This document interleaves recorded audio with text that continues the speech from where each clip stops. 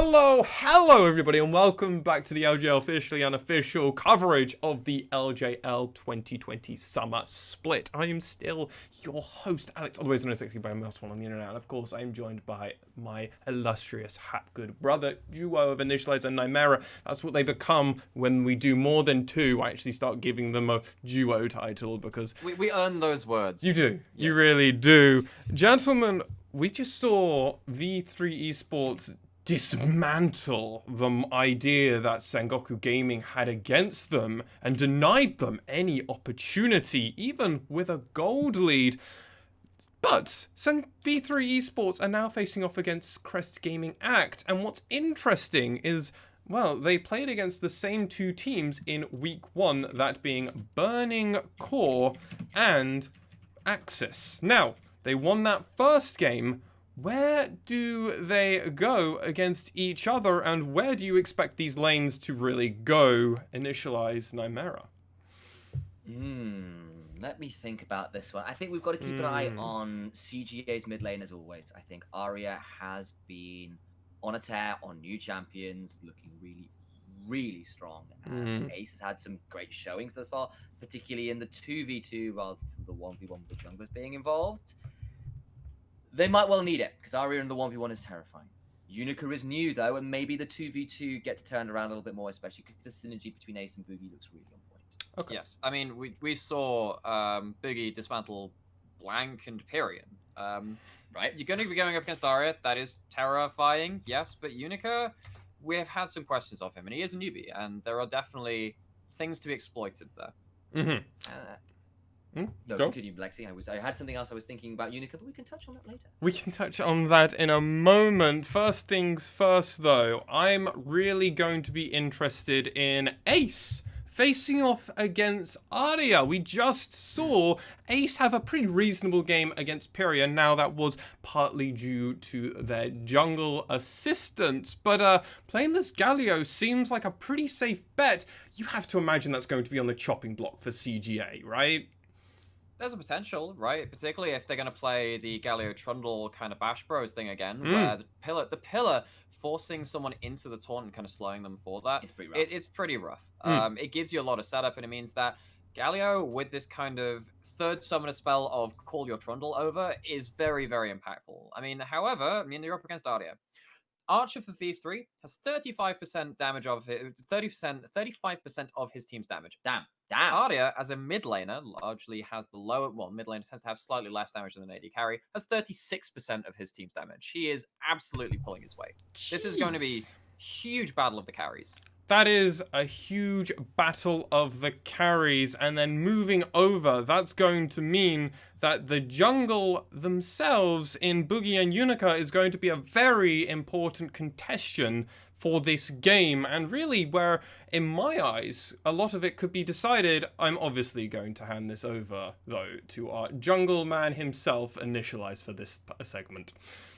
So we've only got 2 game sample size to work off with Unica. We do. They were both on Set. Set's been in a weird place in the way he farms in pro play. We've seen Sets go behind in levels kind of globally. There's been 1 or 2 notable examples. Trick over SK Gaming actually doing very well on the Set in terms of farm numbers. But mostly we're seeing Sets go behind a little bit. Even so, Unica's pathing has been a touch suspect. He has gone behind quite a lot. Largely because he's going to help out his team in whatever ridiculous play they're pulling off now. Because that's the way CGA work. And that gives me some hope for Unica being around if Arya start to fight and Boogie turns up. But once in particular did punish Unica early on when he was in the Echo, running in, stealing caps, getting those level advantages. Boogie can do that too. His Nidalee in particular is pretty terrifying if you can start stealing caps. For sure. And, I'm never going to begrudge Unica pathing to help out Arya and making Arya get ahead in a game, because... But it's a choice to make. No, and we talked about this on the podcast, right? I was talking about, well, Unica... Yeah, he's not living up to some of the bigger jungle names in our region, but, he's not completely flopping in team fights, and he's showing up to the mid 2v2. And for CGA, Those are both good things. There is, but it's that level disparity which we also highlighted on our podcast, which Initialize really brought questions out in the pathing, awareness around the jungle, and was maybe just being sort of assisted by Nap in a lot of scenarios for Arya's really sake, good or vice versa, Arya assisting Nap, or even that bot lane. I do want to touch on this bot lane as maybe our star support player is really showing up at the moment. Reiner had a phenomenal week 1, earned all of our unanimous agreement that he was the best support of that week, and that was when Sengoku basically took almost every role. Outside of the mid lane, obviously that's Arya's main domain for us as well, but Grendel has given us question marks, had a pretty decent week 1, but There's always the hanging question. Yeah, and I have that hanging question even more when you're against someone like Reiner, who is looking to really keep this V3 momentum going, right? And it's also Grendel against a team with cohesion. We've seen them play against 2 of our teams which have probably not had that on the cards right now. I would say the same if they're going up against Sengoku. I'd say the same if they're going up against DFM. True. Grendel had a good couple of games in week 1. But if you are doing this against a Galio Trundle with some huge follow-up from a Yumi and an Ezreal, you don't get that same margin of error. It gets a lot more slim, and you will die a lot more. Just as well on that, they've been playing really aggressively. Archer and Reiner in particular have been like, they were going for those 1v1 level 1 kills. That was what was going on in that last game. That is the way this duo is playing, and if Grendel thinks he can step forward without punishment, not going to happen versus V3, and that could be a punishable point too. And I want to just tack on my own little analytic point here. Their first game against, well, their game against Axis, Grendel looked superb, really, in a lot of spots. However, their game against Burning Core, where everything got a little bit messier, he was caught out in spots, and we saw Burning Core in our coverage. Again, going to keep hinting back to our previous content. Burning Core are definitely looking a bit more cohesive, and maybe that was part of them just slowly finding that cohesion while playing against CGA. I'm now on the question of, well, maybe this cohesion might already be there fully for V3, and it might cause problems. Go on, Nymera. Go on. I would just love if CGA won and gave us a 4-way tie for first to 3-1. That would DFM, CGA, Sengoku, and V3. That would just be such a good storyline. We are not a one-team region anymore. This is why we love these games. Well, I mean, it would have to depend. It would come all the way down to our final game of the Hawks facing off against CGA. And can CGA go 4-0, or will we get the 4? We'd have at least a 3-way tie. We'll have a 3-way tie for second place at minimum with CGA to get into that side. But we will now find out as we're about to go over to our pick and ban phase for Crest Gaming Act facing off against V3 Esports. Good luck to both these teams, and gentlemen, as I always say, take it away.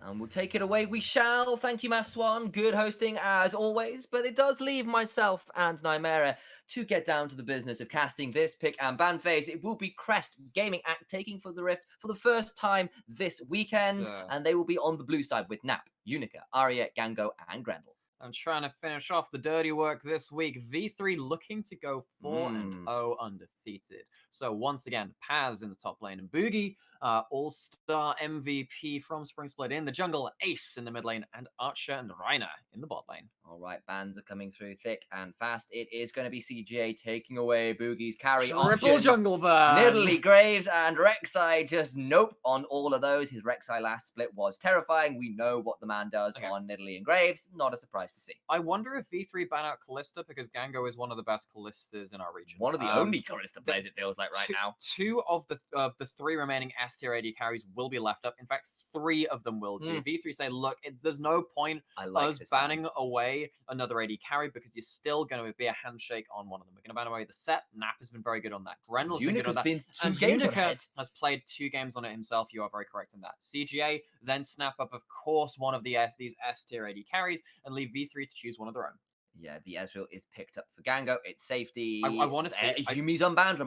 Reminder. So if Aphelios is probably going to trade, but Aphelios Yumi should surely be the trade, or CGA are going to pick that up nearly guaranteed. I would be shocked to see if they don't secure that. Yeah, pick for off air, themselves. we were talking about, well, Sengoku, they locked in Aphelios and Zoe at this point.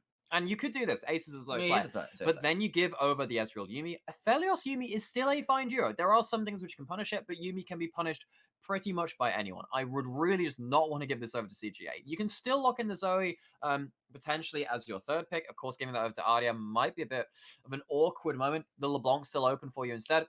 They're going to give over the Yuumi and take on the Aphelios Thresh. It is their duo. It is their duo. It is. And one thing I said coming into this week was, look, I need to see V3 succeed on something which isn't Aphelios Thresh. Well, if you're going to get that duo, which has been so powerful for you, throw down the gauntlet and say, this is worth banning. This is worth taking away from us in the first big bans. So this is V3 playing on what they know, how well they play it, but it's going against some statistics here. CJ will pick up Zoe. Yep. If they pick up Yuumi here as well, that is triple poke with healing. We know what that combo is, and there it is. That is a brutal combination. The 2-star carries of CJ have got great champions to throw out damage. Grendel has kind of been removed from a place where he's so easy to pick off, which is good news for CGA.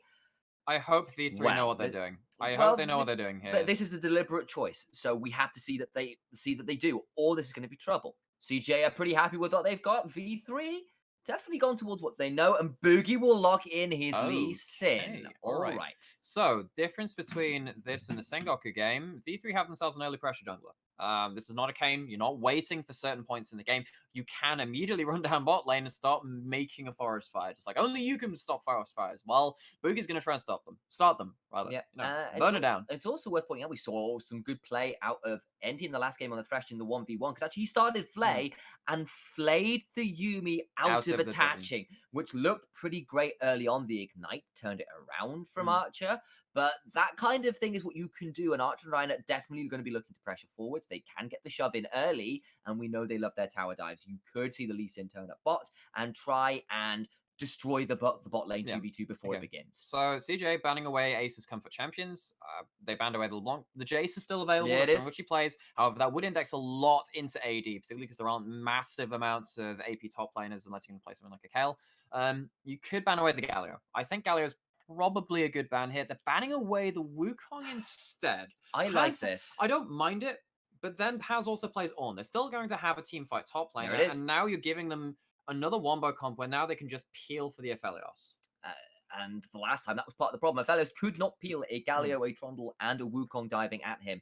It will be another Aatrox. Very fast Aatrox lock in for Nap. That's another way forward. Yuumi and Aatrox is another combo that's pretty disgusting. We know why. Olaf looking to be a lock-in here for Unica. Yuumi is very, very strong. We know why. It is a different kind of champion in some ways to set. They both kind of run at you. Don't get me wrong. There are slows and all the rest of it. LS has some conversations about set jungle and Olaf. We're not sure whether we agree, but it's there. They have some similarities. The whole thing about Set and Olaf is that they're both junglers which are hard to remove, right? Because of Haymaker, because of the Ragnarok, they're just very hard to take off the map. So they have that kind of identity in that sense, and they also kind of disrupt team fights by running at your carries.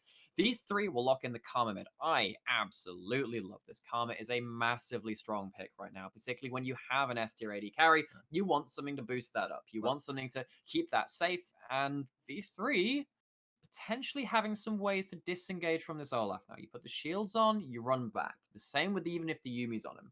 And let's see, we've got heals and shields versus heals and shields. We've got S tier AD carry versus S tier AD carry. We've got early aggressive jungler versus early aggressive jungler. And we've got slightly tankier top. So I'm seeing a bit of a match here. More poke for CGA versus more team fight and AD carry focus from V3. But there is a similarity in how the drafts mirror up.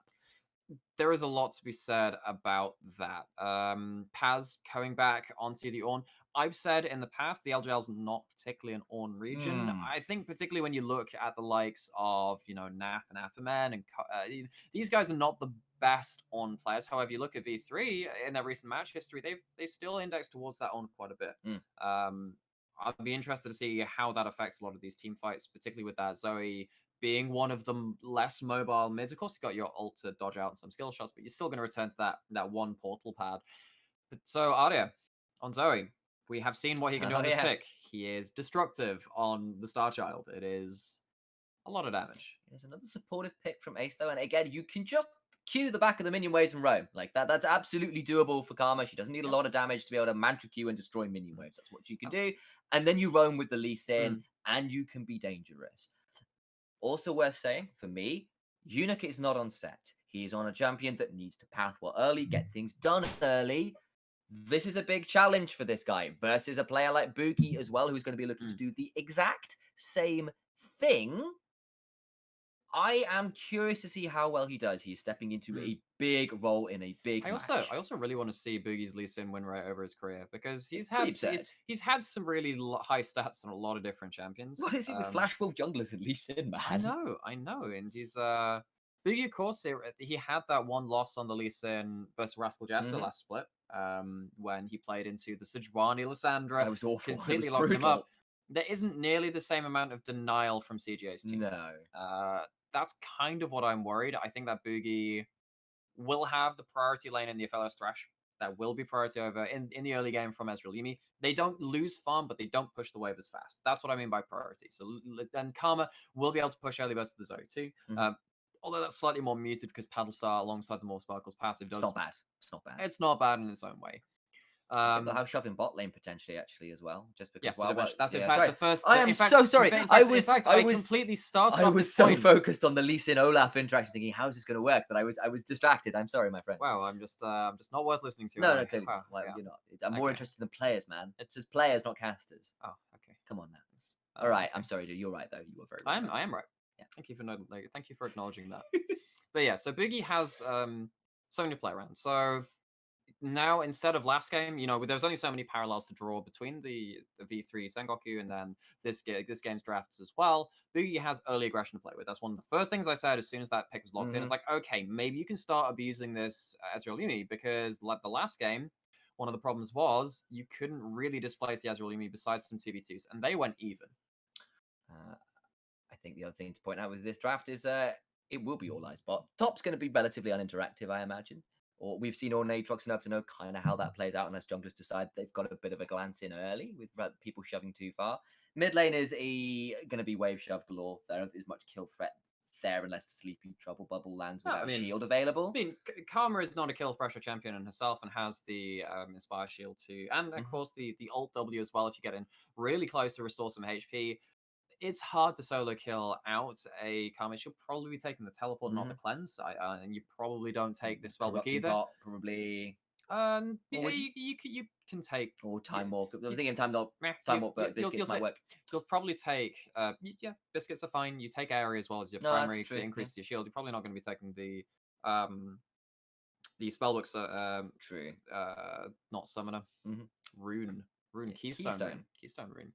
Yeah. So mid lane, Ardia is going to have to pull his weight and pull out some magic if he's going to get anything like a solo kill. It's not impossible. Sleepy, we know what Zoe can do. Yep. But it's also going to be a 2v2, and Lee Sin can very much outplay Zoe, particularly if he hops forward, lands the Q onto the return pad as well. There are plays to be made.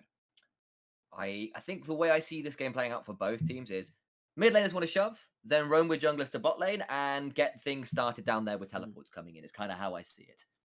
Potentially. We'll see how the early resets happen as well, particularly because Harold can definitely throw open this game pretty wide. Both these teams are willing to fight early. And once you hit those level 6 marks, when you've got the Call of Forge Guard, very easy to engage from longer ranges. Then the Dragon's Rage from Lee Sin as well, being able to burst out one of these carries. And of course, Ragnarok being very important for the damage too. Fantastic. Okay, so early expectations have been set. Bot lane focus early. Rift Herald's going to be big. Early invade plans, though, from V3. They're going to do this Triburst Scout. This is a dangerous spot to stand in. Gango needs to be very, very careful. Here they come. Is he going to need to flash? I think he might need to. Let's see whether he holds it. Does level up the Arcane Shift. And that's going to put CGA in a very challenging position in the lane, at least for level 1, because it's the Arcane Shift picked up first. Okay, so that is the Arcane Shift started on there. And you know who else started with something which I just said, probably not going to take that. It is Spellbook on the Karma. It's not going to be the Airy, taking Time Atomic and starting the Corrupting Potion. So yes, it is all sustained in the laning phase. Not gone for the biscuits, gone for the Dematerializer instead. Just wave shove. It's wave control, it's wave clear. It's not quite the old, you have 6 of these and you can just clear out every cannon and have that instant push on a cannon wave. That was a really just annoying interaction, by the way. V3 sticking around, going for this early invade into the bottom side. Olaf, however, was on the top side. Anyway, this is vertical jungling setup against the Ezreal Yuumi. Another way to start punishing this duo lane from CGA. And V3 coming in with a very strong plan. They have got the bad level 1 skill ability onto Gango. They are going to have the vertical jungling as well. That means the bot lane focus is definitely going to be prioritized for V3 here. They have got that advantage. They do. So what this also means is that Ezreal, when he doesn't have his Mystic Shot, can't really stack up his passive for that extra attack speed. Can't trade very hard either. Well, that's the whole thing, right? It's not just about the damage from the Mystic Shot. It's about the attack speed you get from your passive, which means that early levels, a lot of your damage is coming from your basic attacks anyway. So won't get that attack speed, won't get the Mystic Shots. He's just going to have to lose pressure in this wave. And with Boogie around, they land the hook. That's such bad news. There's the Arcane Shift. But the Q lands. Not going to see anymore. Not enough damage He's still down. safe. So Grendel hops off, gets that auto attack for the shield, applies that shield to the Ezreal. It's just the Arcane Shift. Burned at that point. He's probably going to hit level 2 anyway. I don't think they're going to be zoned out of too much XP. What this does mean is that with that time spent from Boogie, although it wasn't very much in that bot side, will be a red buff take from the Unica and set up once again, as we were saying, this... Oh, not again. That's another land. That Flay did miss, though, possibly trying to read where the Arcane Shift would be, but it's a lot of damage onto Gango at level 1, who's still not there. He's still at level 1. He finally picks up to level 2. Biscuits. He'll be fine. He's going to need to use him, though. Yeah, but Biscuits work off of missing HP, so it's still a good way coming back down. He's just not going to his blue buff. Sorry, he's going to counter jungle those Raptors. Krugs are gone. This could be very well be a dive. I think it might well be the HP buy. That's another hook. 3 in a damn row. Reiner just does not miss. The ignite is down. He's super, super low. Boogie looking for it. It's going to be onto Grendel. I apologize. You're right. That's going to be hopped off. Here comes the teleport. We called it earlier. Carmine's coming down, and she's not going to be interrupted. The Flay is down. Gango trying to Arcane Shift. There's nothing there. First blood to Aphelios. Grendel falls down as well, and they survive. And V3 are clean, Nymera. Can I just say, that was very close to Ardia turning around that entire play with a damn Spell Thief redemption. Like, why does this thing exist? I'm just saying. Never mind the clean play from V3. We're going to talk about Zoe and Spell Thief. Go on. You know damn well that's what I'm going to talk about. Talk about the replay first. So, hook lands onto Yuumi, Ignite committed as well, but it does blow the heal from CGA. Grendel reattaches to Gango, and what that means is that actually that damage doesn't stick at this point. Huge minion wave aggroes onto Gango, getting more damage down. That redemption, so close to landing. Maybe he could have flashed out of one of the skill shots and got that. Still a well-played dive from V3. Aggro juggled fantastically. 2 kills over to V3 early into this game. So that is heal, exhaust, and teleport down for Gango. He is down 5 CS, of course, but remember, Aphelios is going to come back down. We'll have boots to his name, so the attack speed's already up. And for me, this is Reiner spectacular. He just has not missed a damn hook. He actually hasn't. Everyone that's been on screen is hit. That is beyond distressing for CGA. And this is also a little bit of this Doinby Niski school of thought as well. It's like, screw laning. I am going to teleport out and be around these other lanes to snowball my team. And I think Ace playing this style on things like Karma, Galio, which are meta at the minute, makes V3 look a lot stronger. And he's freezing the wave mid as well, which means that there are ways to punish Ardia. We saw that Zoe got punished in the last game, period there. I am not sure if Ace has ever played a Karma mid game. This could be his first career as a Karma game. He's definitely got the map awareness to teleport somewhere, use that teleport, which, is universal between all the teleport mids, and affect the map. But need to see if he's practicing the mechanics of this champion, of which there aren't so many, but there are a couple of plays to be made, like, for instance, Mantra W's a huge. Mantra W, being able to outplay, knowing the amount you can heal off of that, and the, your shield amounts too. Okay, so we'll keep an eye on that. It is CS leads, of course, in the mid and jungle, kind of as a result of the really heavy index into that play. Unica did get some decent farm out, but Lee Sin's not that far behind. And frankly, him getting 2 assists early and getting lanes rolling is absolutely what he wants to do. Farm is less relevant to that champion. Yes. Speaking of farm being relevant to champions and stuff, Unica, even if he gets ahead in this game, I'm worried for the impact he's going to have, because he's not going to just be wailing on an AD carry without any peel. There's going to be a Lantern Shield, and there's going to be a Karma Shield too. There's a lot of ways to disengage from even a very ahead Olaf. So Unica going to have to really get ahead in this game and pick people off outside of this phalanx of the Karma and the Thresh to make an impact on this game. So of course, he's going to have his low health heal. He's going to have a Yuumi on top of him, but he also needs to rely on those Triumph heals if he really wants to die in. And people aren't dying when Ooh, he good goes trade in. from It's going to be Nap. really, really difficult for that Olaf to get things done. You're Mm. right. Good trade from Nap, who is doing pretty well up in that lane. It's the Bramble Vest early for all that we are seeing more commonly, but early stuff up at the top side looking good for CJ, but that's not where they wanted the early power to be. They wanted it in mid. They wanted it in bot, and bot has got a tier at least now. But gonna see Why the does trade. he get a GLP and a redemption? It's the level advantage. That'll be a Why lot does to he trade. get that? Ace takes a fair amount of work, but you're right. That's a second redemption. That's a set alongside the GLP. That's pretty good RNG there for Aria, who clearly is It's managing the script very well. Part of his skill, just It's getting just skill, absolutely. Why can't everyone roll those? Look, we've all watched Yu-Gi-Oh. We know what the hard of the cards is.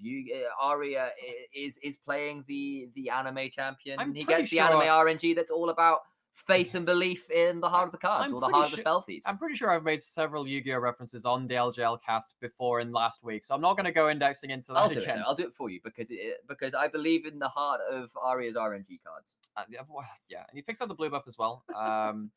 Going to get a good chunk off of Ace there. Looks like the Pelstar did hit as we faded away. First dragon going over to V3. It's an Infernal Dragon, the extra AD, AP coming up. This could be so much damage. Is he going to flash forward for it? Doesn't have the ult cooldown.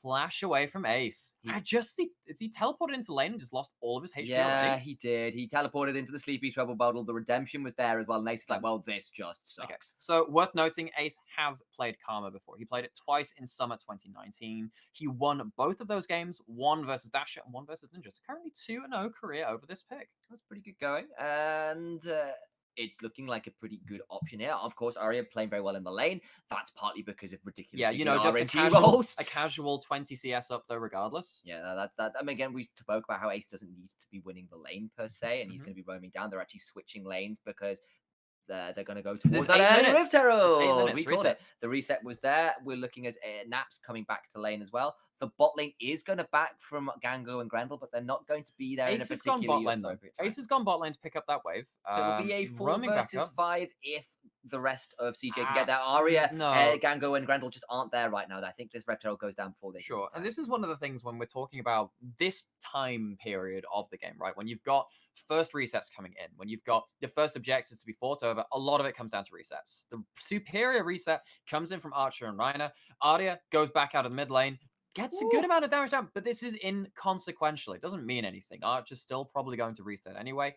And of course, Gango and Grendel had to reset at the same time. There was no teleport on the Ezreal to get back into that fight. So well-timed, well reset by V3, and they get themselves a free objective. And the usual trade of Herald for plates and waves bot doesn't come out because Ace had shoved mid and then went bot and shoved bot. Yeah. So nothing lost for V3. Yeah. This is a gold standard Herald play so far. Need to see what they do with the Herald itself, though. All right, as we start to edge towards that 10-minute mark, let's check in on some of these items. Might have to wait though because Boogie is thinking about playing around this top side. It's just Herald and ult for the Lee Sin right now.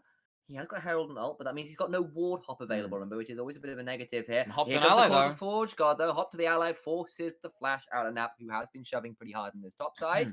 And that will give Paz the opportunity to reset finally as Aria takes plate mid, but down about half HP from taking turret shots. He does have his corrupting pots available though, and of course Ace going for that chalice, not the highest amount of AP early to punish that Zoe in lane, down 25 CS, down a turret plate. Aria once again flexing his laning muscles. He is, and I'm sorry guys, I do talk about Aria a lot. He's just very good. Yeah, and again, as this guy who is a big mid laner, it's worth pointing out, like, you see things in that match where you go, this guy's just damn good. Yeah. And that's big. And like obviously some of it is just the early RNG being pretty damn ridiculous. Part of it's that. And the teleports and all the rest of it. Yeah, part of it is skill shot accuracy. Part of it's just having your good resets. Part of it's Ace just taking bad trades. But you still have to have someone to make those plays. Exactly. And Aria is doing that. And also Ace is obviously. Whereas Gango, he's trash. He missed cannon. He did miss cannon. Wow. He needs to retire. We've been over this before. All right. Finally, we can check in with what's going on, but Unica's around, so maybe we'll have to be brief. BF Sword is in for this Aphelios. He's got the boots completed as well. That's a pretty big deal. It's good news, so he's not super far behind, but that's going to be a Q landing on Unica and a lot of trade damage down with the red buff. Ragnarok now burned. Aria roaming up. Here comes the teleports. The Lantern is out. Double TP as well. Nap's going to come down. He'll index himself onto a Sentinel turret, though. And the teleports are burned from everybody but Paz, who has got his there. Ace teleported as well, so that summoner now unavailable It gets for him back to him. mid, though. It gets him back to mid lane anyway. This is the thing. When you've already resent, you just teleport to bot instead of mid. It's not the worst thing ever. You missed like 3-4 minions. That's about it. And He's got his considering Athenes. has the Athenes, was well in a position to fight there. Boogie lands the Sonic Wave and then the Resonating Strike, of course, follow up onto Unica. Forces out the Ragnarok afterwards, knowing that Unica, if another Q landed, the ult could have come out from Boogie to force out a full kill. So well played by Boogie, just forcing out some tools there. Okay, we will see the Rift Herald summoned, bot by Boogie as the Cloud Drake is going to spawn shortly. That'll be the teleport born from Gongo, but he's got to be very careful. Unica's around, but he takes a lot of damage on the hook from Rhino. Once again, pretty amazing. Forces the ult out from Grendel. That's pretty scary news, and that will send V3 heading over towards the Dragon, which is spawning in 10. So No there could be a Ragnarok. flash kick. Get ready for the insect. Here we go. The hook does go wide for once, but here comes the insect. Nope, doesn't go for it. That's going to be the end of it. We're going to see the Cloud Drake start up here for V3, or at least the posture. Yep, there comes the Resonating Strike. Oh, sorry, Sonic Wave. Resonating Strike was not taken. The thing is, because they didn't get that pick onto Unica, he does have Ragnarok back available. Arya was not obviously doesn't have a teleport available to him right now as the area instead of the spell, but Nap does. You're right, Paz also does. This does mean a second dragon going over to V3 though. Either way, CJ not looking to contest, and it will be a Mountain Rift, and it's a Mountain Rift with an Ornn buffed up by Karma Shields. It is, and it's also versus poke champions. That poke just doesn't land as hard when you got to get through a shield as well, which is really challenging when you're already against the Ornn, against the shields. If you get a Mountain Soul on top Nap doesn't have TP right now. Gango right. sat alone here. No go. Yuumi either. Here comes the teleport. He's going to try and flash, but it's not going to be enough. There's a flay there, and that is a dead Ezreal. Here comes the Call of the Forge God trying to get something at the end. The Cats knocks up, but they don't decide to go for it any deeper. But 0-2 and 0 on the bot lane. Buddy, I feel like I'm becoming a savant because the bot lane plays are all over the map. Okay, Ace is going to move back and try and get rid of this mid wave as CGA's Aria. They still get a tower play or two. Yeah, they do. That's something. Making the best of the worst scenario, really. However, they will be losing some jungle camps down on the bot side as that bot lane outer turret did fall to the side of V3. All of that gold picked up by Archer. We know how much of a monster this guy can be on the FLS. Like I said, 35% of his team's damage share. That is a huge amount. All right, Paz got to be very careful, though. He's walking up into 4 people, I think. There is, 3. I thought that was Grendel on somebody else, but it was just the cat by themselves. It's just a plate and a half on this last top tier 1. I think Nap is likely to pick it up in probably the next wave, I imagine. My worry is, effectively, all the plays in this game are taking place away from mid lane, and Zoe doesn't have teleport. That's a big thing. Doesn't have spellbook to get himself to teleport either. Well, this means that Ace is unlocked and Arya is kind of still locked in this laning phase because the permanent wave shove of the Karma. Archer and Reina now going to make their way into the mid lane themselves, put pressure there, try and take down that mid lane outer turret. Of course, no plates available now. We need to see Arya become a bit more unlocked, start trying to get some of these bubbles down on someone and try and make themselves an opening in this game. It's also worth pointing out this is a Zoe that's running cleanse, not teleport. It does mean that as this game goes on and potentially things like the Karma running off into a side lane with the spellbook teleport, Arya maybe not able to respond in the way he would like to because of not having that summoner spell. Maybe not. And we'll see how that ends up resulting in any other changes in this game as we go forward. A lot of tower play goal for both teams. So Nap actually is the beneficiary for CJ. And of course, Arya gets 2 in the mid lane. I think one of them was shared with Unica. However, Aphelios is very strong now. He has the Infinity Edge, even though the Manamune is stacking up. Sonic Wave misses from Boogie. This is still a burgeoning fight, though. Paz caught out on the top side. Used the Bell's Breath. Yeah, how caught out is he? Is it just Nap? That is going to be a Sonic Wave landing. In goes Boogie. The Blast Plant gets him out of safety for now, but the Call of the Forge God knocks him up again. Health bars are low, and Flash is burnt by Nap.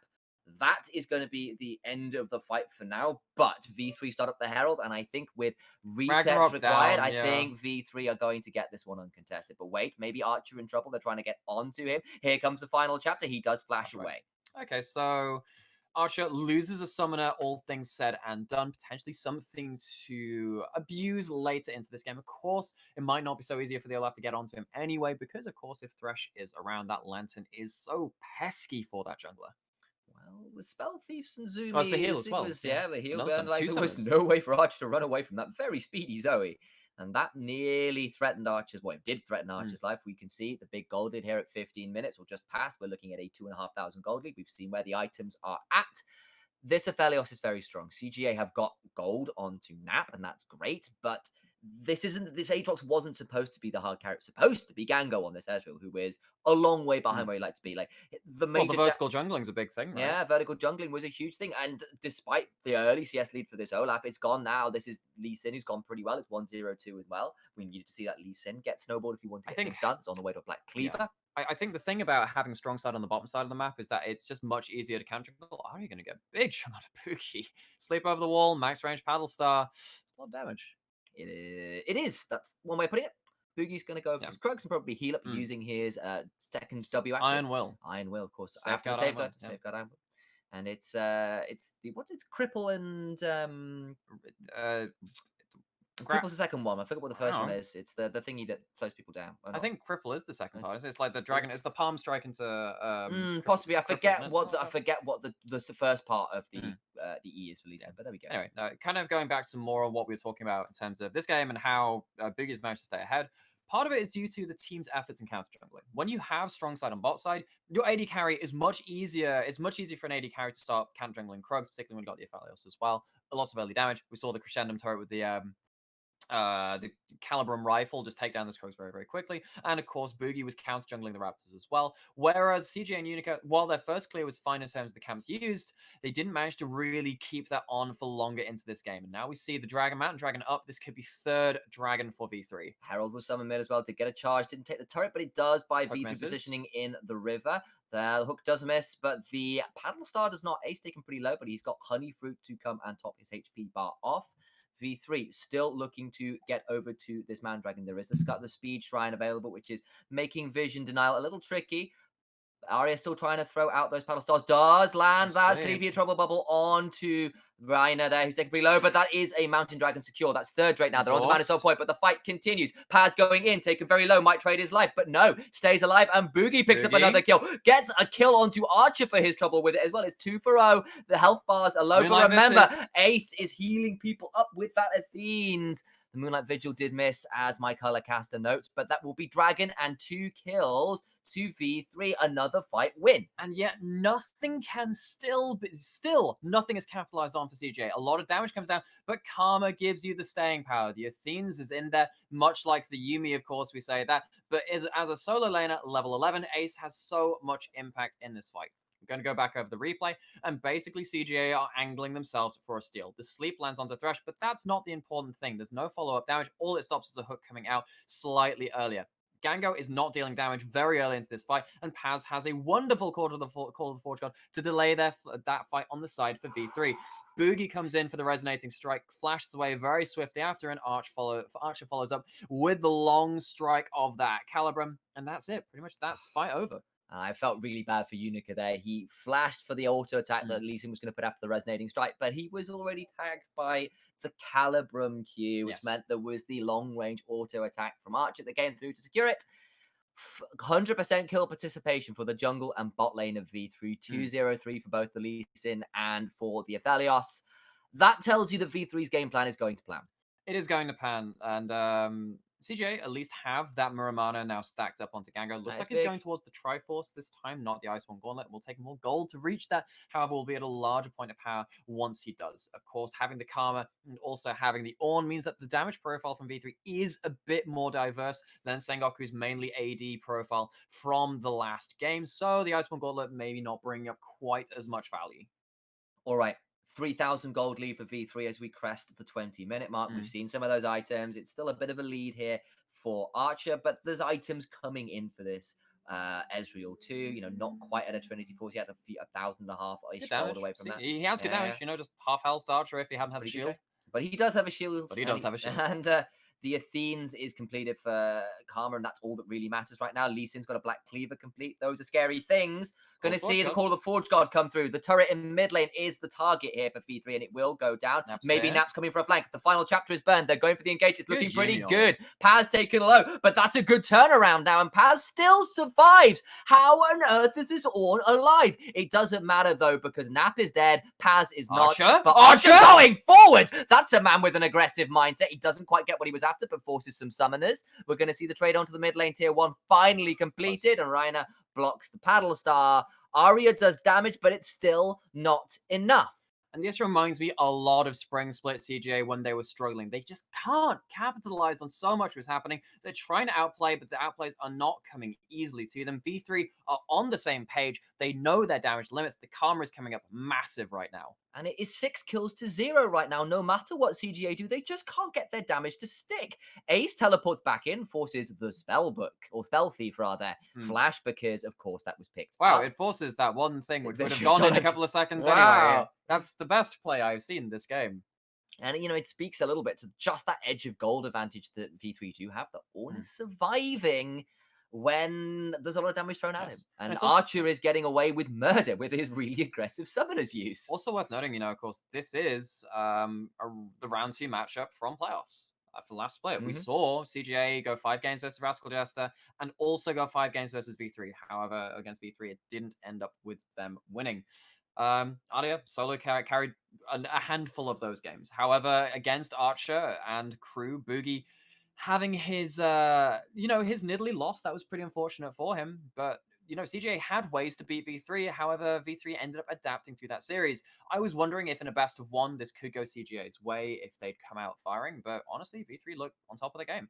That fight has earned Karma an Ardent Sensor to go along with Archer's Runan's Hurricane. So V3 are not going to stop fighting anytime soon. And with a Mountain Drake in 30 seconds for Mountain Soul at what will be 23 minutes into the game, V3 are in a commanding position. And look, CGA, normally I'd suggest basically you're trying not to fight the grouped up fights because the Karma Aphelios are so strong. But no, Call of the Forge Gods here as well. There's the flash. Is it enough? The speed up is there. Sleep? That's a decent sleepy trouble bubble, but the stopwatch, I apologize, does keep Boogie alive for now. There's the final chapter. Paz is still looking, and CJ are trying to back away now from the fight. Aria is still at half HP. That's a flash out from Gango to avoid the searing charge, but the play is good from Reiner. He's pretty low now, might finally fall, but no, he's still got stopwatch, and Boogie slays Unica at the end of it. His Sonic Waves have been fabulous. He's still looking to go forwards. Does have to flash away. Does finally go down. The Mystic Shot was clean. Will be 2 kills actually now back. Aria picked up Reiner as well, but the low health bars on CGA are potentially pushing V3 further forwards. CGA escape with their health bars just about, and it is a 2-for-1, I believe. 2-for-1. That was a 2-for-1. CGA win a fight without the Mountain's Soul, admittedly, which will probably be picked up right now. Nap's actually going to teleport in to contest that issue, but it will be a 1v3 momentarily. And Archer is here with the Karma. They still have a lot of damage. We'll see how this goes. V3 looking to secure themselves Mountain Soul. They don't have their jungler alive quite yet. It could be a bit risky. They're trying to pull away. Nap is here. They know this is risky. Unica's running from base. They could still leash this and try and take it. I think they've just got it. They will have to give up the Mountain Soul. And that buys CGA a lease of life. Maybe a mistake from V3 to start that. So they thought they could get there in time, but maybe you can go for that with a potential steal from the FLS. A lot of DPS. Boogie gets a really clean combo onto Aria, but nothing manages to follow up. No follow-up CC. Archer also misses the Moonlight Vigil with the grabs him. That would have finished off the Zoe there, so you can understand why he goes for it. Just misjudges the distance course. That was nerfed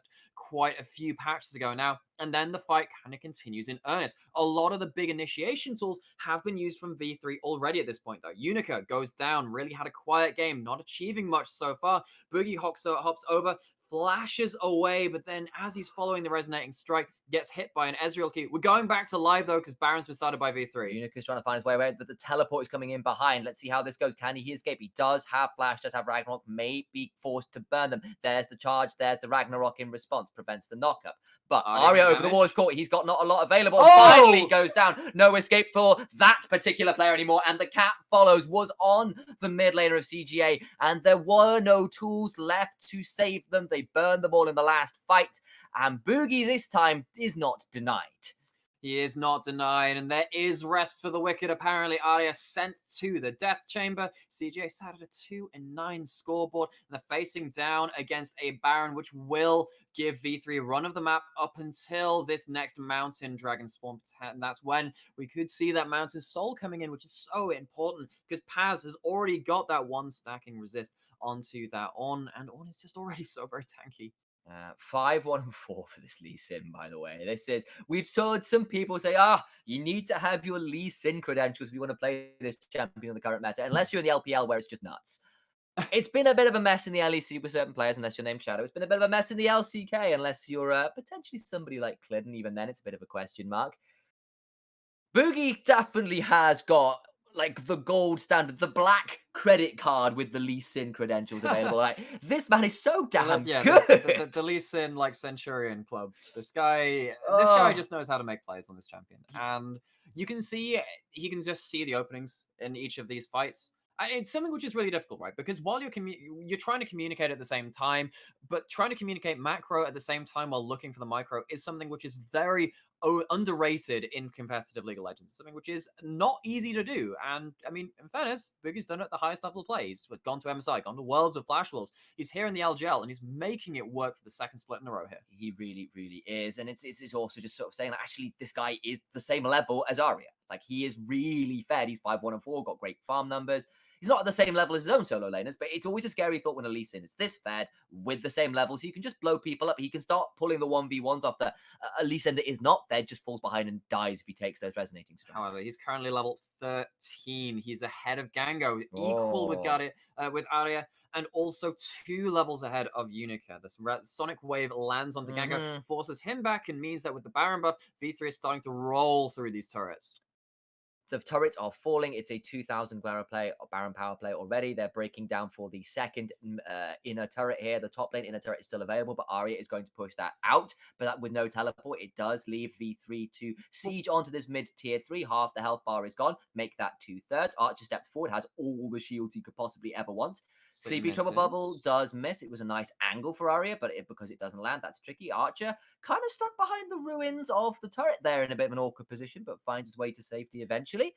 Paz will shove it in the bot side, and I think this is just going to be a continued siege going in the favor of V3. It's already a 3,000 power play. This mid lane turret is sure to fall. They're going to crack the base with this last push. It will give them enough time to reset with the remainder of this Baron buff to get all of their hard-earned gold into items for the Mountain Soul fight. Arya's looking for a pick, lands asleep onto the cannon minion, not finding enough. CJ needs to look for a fight before this gold is spent. This is a very bad place for them to be in. They lose the inhibitor. The trouble bubble landed onto a cannon that Boogie was on top of, meant there was no chance of that going through. They're going to actually try and burn the end of this Baron buff. They're not going to reset. They can do it on this wave. And that Infernum is just doing ridiculous work through the tower. Half the HP bar of Gango down. And the final chapter does, well, Jackal, let's be honest. And that was a mother of all Infernum Qs. Does most of the HP bars of both Gango and Unica. And that means with the Mountain Soul up, it will be the free chance for V3 to head over there while Gango has to flash away. There is no final chapter. There was a heal burn from Grendel, and because they have to go back to Fountain, there won't be a chance for these guys to get over here and contest. It does mean that V3 don't have the reset for all the gold, but Boogie is just kind of twisting the knife here, taking away jungle camps as well, meaning that there is nothing available for Unica. He has a Warmog, for God's sake. Look at that damage from the Aphelios. 22,000 damage. That is the one threat comp, supported by an Ardent Censer, supported by Athenes. Archer has proved himself worthy of being carried and being supported, and he's putting it on show again. And this is all off a level 1 play. They catch Gango and Grendel in the bush. He has to level up the Arcane Shift. It turns into vertical jungling. That vertical jungling leads to a teleport dive that kills off Gango and Grendel. It just snowballs from there, and that faith they've placed in Archer and Reiner is playing off. That kind of early snowball and killer mentality from Boogie is paying off. It has led now to a 6,000 gold lead. It has led to a Mountain Soul. It has led to the base broken at 30 minutes into the game. Yes, and I don't put a lot of stock into, put faith in your teammates and believe in the heart of the cards. Like, I'm cold and hard and analytical and emotionless. Like, I'm the LJL Terminator. I just don't believe that. No, I'm soft and squishy. Okay. But putting trust in one person to carry, it's putting your life on the line in a lot of ways. And admittedly, there are playmaking opportunities from Boogie as well. And you know that V3 has put trust in him before.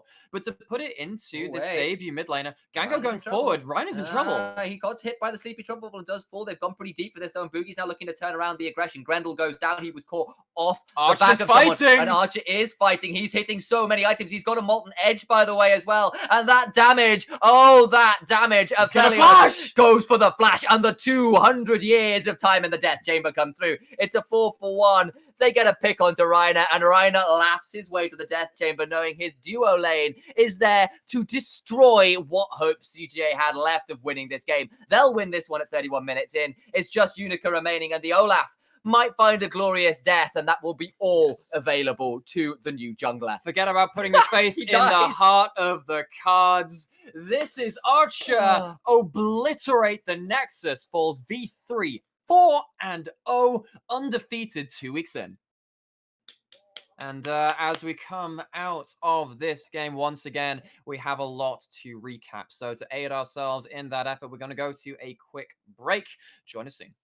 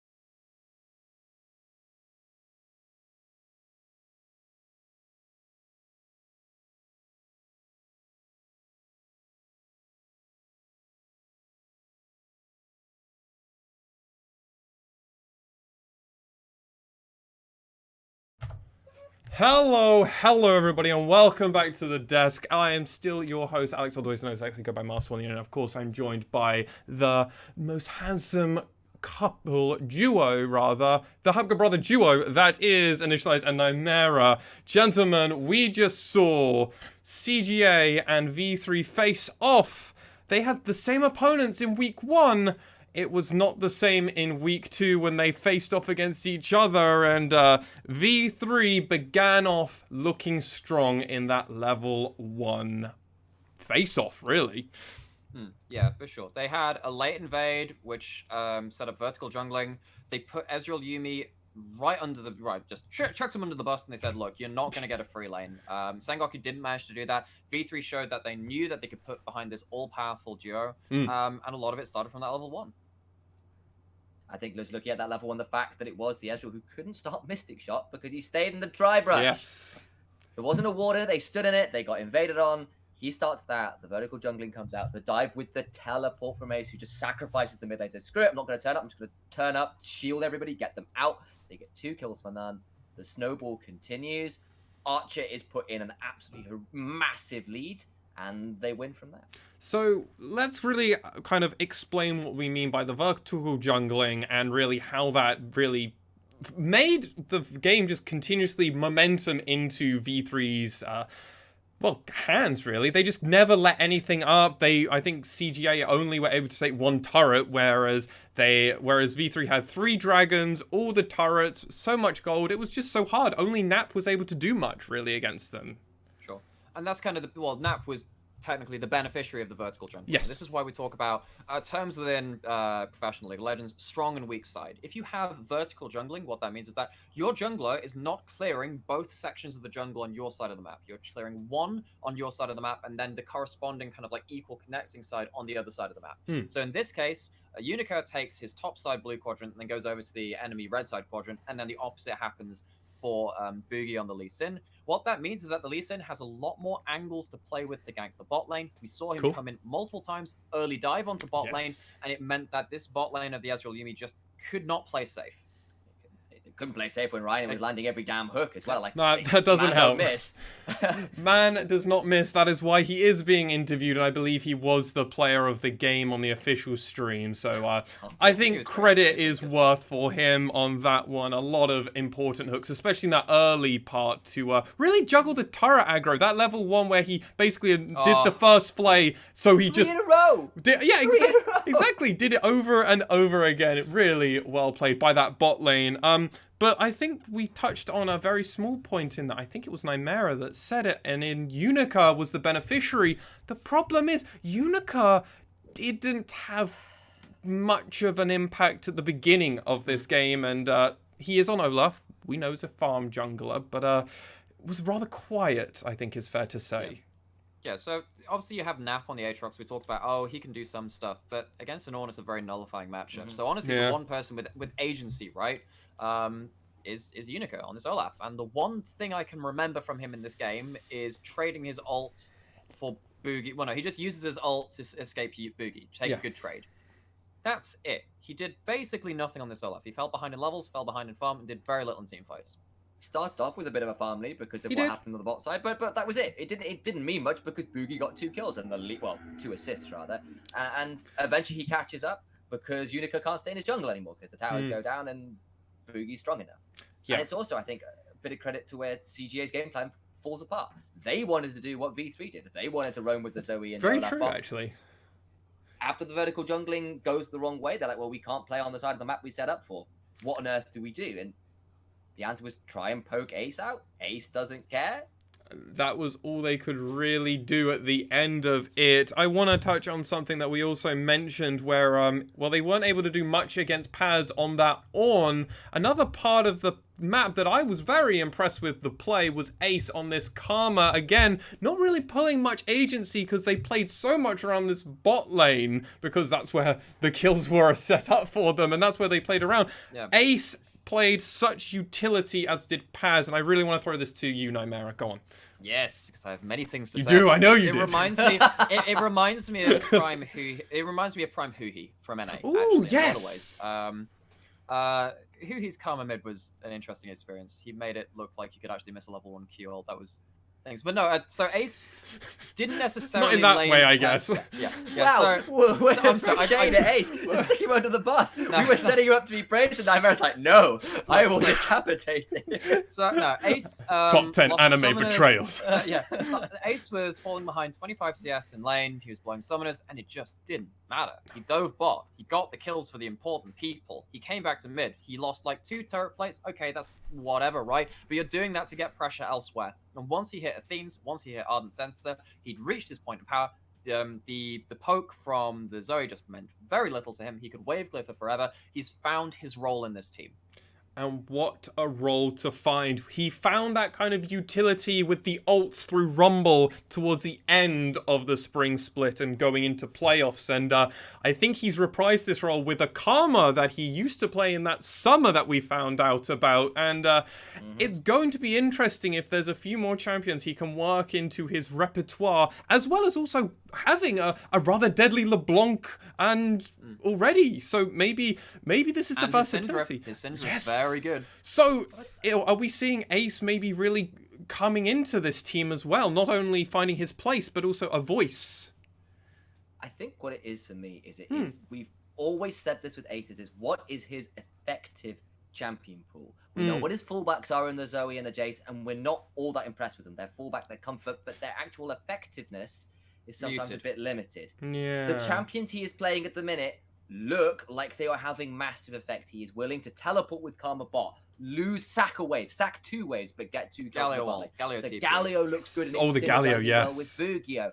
But Boogie, the Yu-Gi-Oh references is Bugio, obliterate! This is the Bugio is the combo of Galio with whatever Boogie is playing. Fair enough. Amazing. That's what I'm deciding to name. Today I learned. I love my neologisms. Make those words up, boy. But that's kind of thing is Ace finding an effective champion pool in this meta is huge news for V3 because we know Ace isn't the strongest laner, but he's great at synergy. He's great at turning up with the team fights. He's great at like being the role player. And when you've got a guy like Archer who's looking on fire, looking aggressive, looking to step forward, got Boogie with carry junglers. And if you're going to complain about his laning phase, remember that Doinby just won Worlds. You know, the style is effective. So of course true. It's not. Of course, there's some stuff to be said about that as well. I mean, Doinby is a fantastic mid laner in his own right, but you know, don't diss this style. No, I actually enjoy this style of play because it means mid lane can be the most important role, but you don't have to always be the solo carry. You don't have to play like Faker plays, though it is fun to play like Faker plays, and I'm sure Nightmare likes feeling like the Demon King when he hard carries a game. So we've all been there once or twice. Well, yes, exactly. Yes, that's why I gave the reference over. It's also why we're particularly fond of Pyrian and Blank as well. Over here. I want to touch on this though. So we've just praised Ace hugely through basically playing a very different playstyle. Doinby, our current reigning world champion in that mid lane, plays a very unorthodox style of mid lane from what we have typically seen. Arya, though, plays that typical style of the hard carry and everything, and wasn't quite able to get that. And I was wondering, gentlemen, why do we think that is?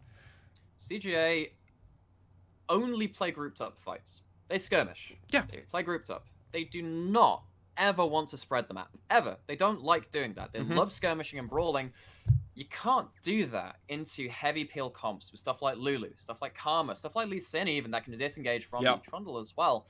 If you are losing the grouped up 5v5 and you fall behind early, CJ look out of sorts. Yeah. I mean, to tie in with that as well, like we saw the Zoe doing pretty well in lane, but she was never gonna get a kill. Yeah. Like it was so hard work, and eventually when Ace stops being in lane or starts throwing shields out, and Archer turns up with all the items, all the kills, and then Arya is like, well, I'm trying to get through a front line who is shielded, who has mountains all, and there's an Ornn in front of it as well, and we have no vision, so I don't know where I'm aiming, and Boogie is jumping on top of me and forcing me to blow my summoners trying to get away from this team.